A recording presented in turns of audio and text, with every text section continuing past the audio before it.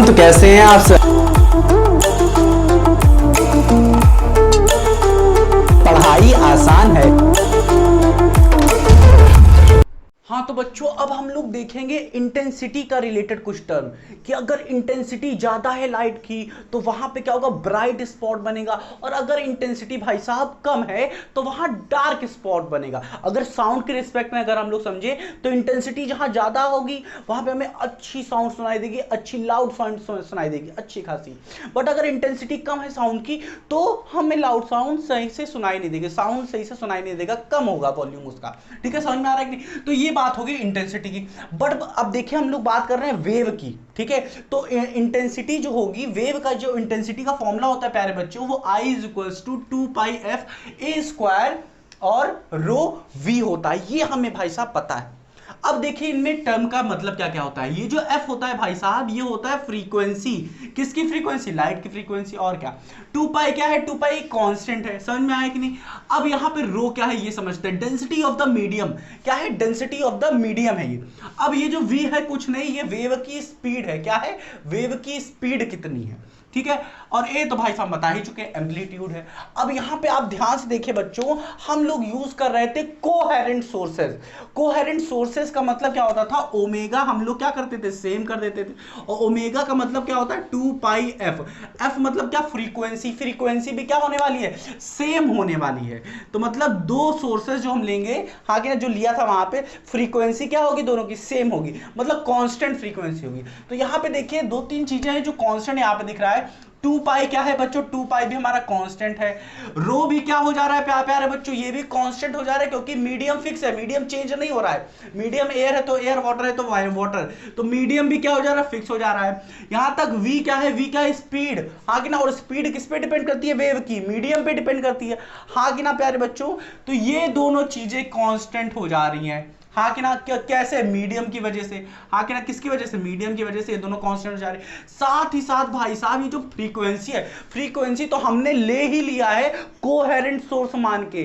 Coherent source माना मतलब omega same होना चाहिए। ओमेगा सेम मतलब क्या? फ्रीक्वेंसी सेम होनी चाहिए। तो ये तो हम लोग भाई साहब अपने से मान चुके हैं कि फ्रीक्वेंसी क्या होगी? कांस्टेंट होगी। रखा कैसे? कोहेरेंट सोर्स मान के। अगर ना होता तो भाई साहब गड़बड़ हो जाता।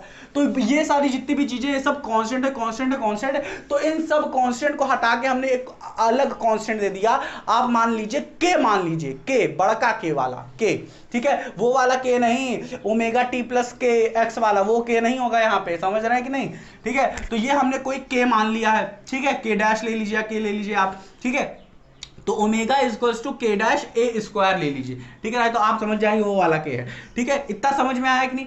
तो ये यहां से हम लोग देख सकते हैं जो इंटेंसिटी है भाई साहब लाइट की, वो डायरेक्टली प्रोपोर्शनल है किसके? एम्पलीट्यूड के। देख रहे हैं कि नहीं? एम्पलीट्यूड के डायरेक्टली प्रोपोर्शनल है, और एम्पलीट्यूड के स्क्वायर के डायरेक्टली प्रोपोर्शनल है भाई साहब। देख रहे हैं कि नहीं? हाँ कि ना? हाँ कि ना? तो अगर मैं कहूं कि एम्पलीट्यूड अगर 2 टाइम्स कर दूं, मैं एम्पलीट्यूड अगर 2 टाइम्स कर दूं, तो इंटेंसिटी भाई साहब क्या हो जाएगी? इसका स्क्वायर, मतलब 4 टाइम्स ऑफ ए स्क्वायर हो जा रही है। देख रहे हैं कि नहीं? बड़ा ही तगड़ा रिलेशन है यहाँ पे। तो इसको समझना बहुत जरूरी है। अगर क्वेश्चन भी आ जाता है कि अगर एम्पलीट्यूड को ट्वाइस कर दें तो इंटेंसिटी पे क्या इफेक्ट पड़ेगा, इंटेंसिटी ऑफ लाइट के, तो ये सब इधर ही से। अब देखिए प्यारे बच्चों, अभी तक हम लोगों ने पढ़ा क्या? रिजल्टेंट एम्पलीट्यूड पढ़े थे। अब उसी रिजल्टेंट एम्पलीट्यूड से हम लोग निकालेंगे रिजल्टेंट इंटेंसिटी। क्या निकालेंगे? Resultant intensity. देखिए कैसे निकालेंगे। देखिए रिजल्टेंट इंटेंसिटी निकालने के लिए हमारे पास रिजल्टेंट एम्पलीट्यूड का फॉर्मूला होना चाहिए। तो देखिए यहां पे है हमारे पास, तो ये चीज हम लोग पढ़ चुके हैं, ये वाला फॉर्मूला। हाँ कि ना? अब यहां से हम लोग देखिए जो ये है हमारा, यहां से हम लोग कहें के डैश, के डैश, के डैश ले लीजिए आप। ठीक है, ठीक है, समझ में आ रहा है? यहां से अगर आप देखिए तो आप रिजल्टेंट एम्पलीट्यूड की वैल्यू निकाल सकते हैं कि नहीं? वो क्या हो जाएगा? रिजल्टेंट एम्पलीट्यूड की वैल्यू क्या हो जाएगी? हमें पता है आई इज इक्वल टू के डैश ए स्क्वायर। तो ए आर क्या हो जाएगा? ए आर मतलब रिजल्टेंट एम्पलीट्यूड। तो ए आर का स्क्वायर कितना हो जाएगा? आई आर अपॉन के। A1 स्क्वायर क्या हो जाएगा? I1 अपॉन क्या हो जाएगा? I1 अपॉन के। और I2 का स्क्वायर क्या हो जाएगा? वो क्या हो जाएगा? I2 अपॉन के हो जाएगा, I2 का स्क्वायर नहीं, I2 अपॉन के। अब यहां पे एक चीज आपको दिमाग में रखनी है कि जब हम I1 की बात करेंगे, I1 स्क्वायर की नहीं, तो ये स्क्वायर हट जाएगा और यहां पे अंडर रूट चला जाएगा, I1 अपॉन के आ जाएगा। सिमिलरली यहां पे भी जब I2 की बात करेंगे तो ये क्या हो जाएगा, under the root I2 upon के आ जाएगा भाई साहब, ये याद रखिएगा। अब देखिए भाई साहब, यही सारी जितनी भी वैल्यूज है उठा के इसमें पुट कर देंगे, IR को, I1 को, I2 स्क्वायर, इन सबको पुट कर देंगे। पुट करने के भाई साहब हमें मिलेगा क्या, IR upon K is equal to I1 upon K plus I2 upon के।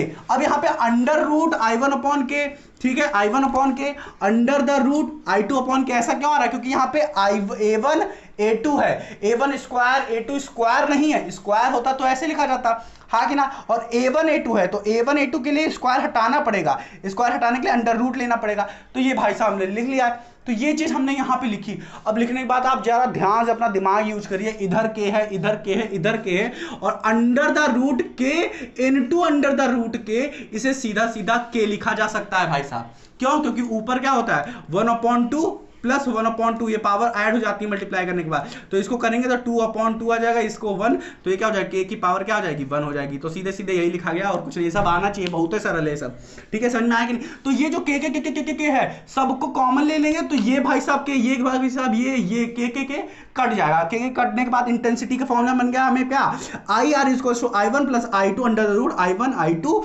cos phi. तो आप देखिए रिलेशन, जरा आप देखिए इंटेंसिटी, इस वाले को कंपेयर करिए इससे, जरा आप देखिए क्या क्या डिफरेंस क्या आ रहा है, हाँ कि ना, I1 square plus I2 square, हाँ कि ना, plus 2 times of I1 I2 cos phi आ रहा है। ध्यान से देखिए भाई साहब, यहां पे आप अब देख रहे हैं, इन सबको पुट कर देंगे, ये 2 तो हम तो लिखना ही भूल गए, हाँ कि ना, 2 समझ में आया, I1 I2 प्लस 2, हाँ कि ना, समझ में आ रहा है कि नहीं। 2 क्यों किया, क्योंकि ये इसमें पुट किया। तो आप भाई साहब देखिए, यहां पे देखिए कि ये स्क्वायर है पर यहां पे स्क्वायर नहीं होगा, ये वाला स्क्वायर पर यहां पे स्क्वायर नहीं, ये वाला स्क्वायर पर यहां पे स्क्वायर नहीं होगा, ये 2 है तो 2 है। I1 अब देख रहे हैं ना, यहां पे ये I1 है और A1 है, पर यहां पे क्या है, under the root I1 under the root I2 है, जबकि यहां पे अंडर द रूट नहीं है, cos फाई है ये, समझ में आया कि। तो आप यहां से देख सकते हैं क्या क्या दोनों में डिफरेंसेस हैं। लोग यही इसी का उल्टा कर देते हैं और लिख के चले आते हैं, तो वो गलत हो जाता है। तो आपने क्या समझा बच्चों, इंटेंसिटी का रिलेशन आपने देख लिया। अगर इस पर कोई क्वेश्चन आता है तो आप सॉल्व कर लेंगे, ठीक है, समझ में आया कि नहीं। अगर इंटेंसिटी और एम्पलीट्यूड का कुछ ऐसे ऐसे घुमा फिरा के दिखता है तो आप अच्छे से सॉल्व कर लेंगे, यही फॉर्मूला यूज करना रहेगा और कुछ नहीं। तो अब देखने जा रहे हैं भाई साहब कंस्ट्रक्टिव और डिस्ट्रक्टिव इंटरफेरेंस क्या होता है, ये देखेंगे, बहुत इंपॉर्टेंट है, ये एग्जाम में आता है। तो आप क्या करिए, पहले इसको नोट कर लीजिए, फिर स्टार्ट करते हैं, ठीक।